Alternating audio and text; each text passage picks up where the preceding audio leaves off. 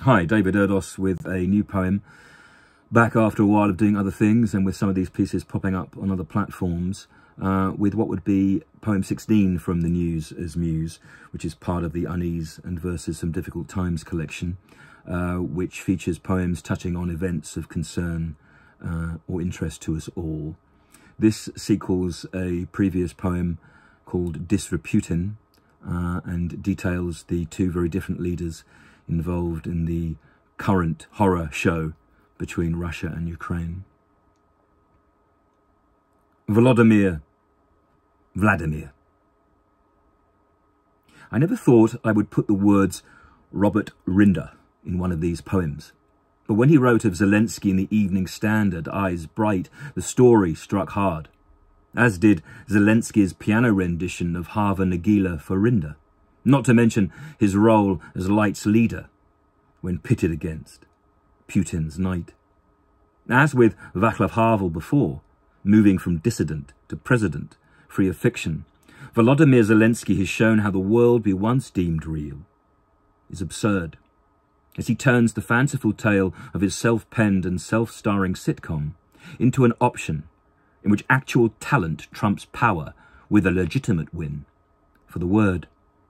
Now, the entertainer he was and the appeal he engendered emboldens the Ukrainian nation to feature in this new play, which is one of survival, sustained across a continuing horror series, where the episode book, trade name Bible, starts trying to plot better ways to make the protagonist show that he and they are the heroes in a world at war and a country that wishes to invoke different days.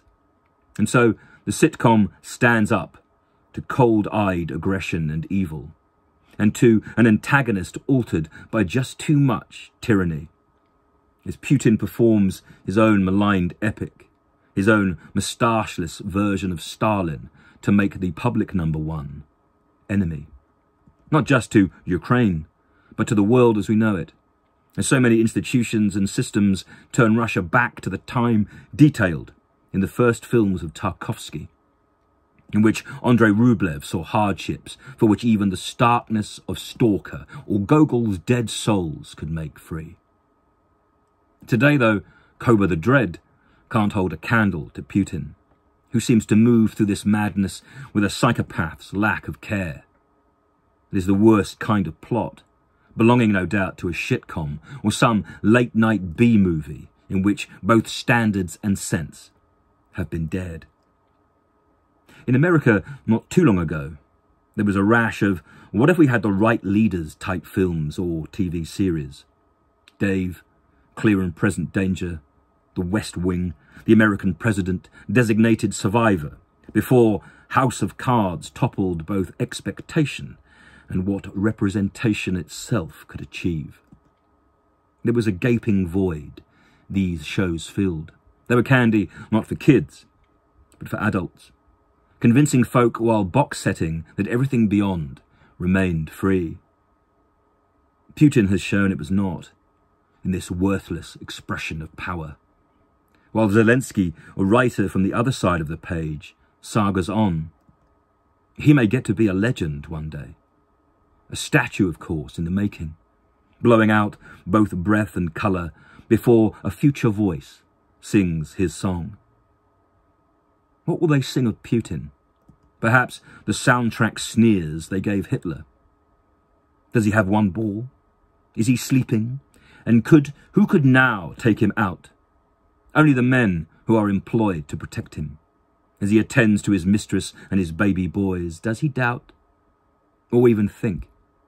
Certainly that lizard look keeps all secrets, as Volodymyr emotes he is fighting, not so Vladimir, who watches the world as it burns, both in Kiev and in Moscow. As Zelensky becomes Luke Skywalker, Putin pours what's left of his soul into Vader. But how does one hero win against a world's fear? The sitcom as such is a slice of life in this country. In fact, in all countries, they have more or less the same scheme. It purports to show life as it is being lived by its people, and it attempts, through the comic, to reveal tragedy. Tom Good, lost his job.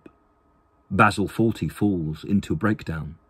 Steptoe can't leave father, and even the sense-stung Larry David can't bask. But as fate casts its net to fry us all, this one actor mirrors his equivalent's motives, even if they exist at all, or stay masked, to show that the dream to make a change can still happen. You just have to get through the fire. But then, that's the thing about fire. There is no one to turn to, and not even a convenient God you can ask. And so they fight on, as we think of them daily. The sitcom becomes every story. We just have to write it well. That's the task.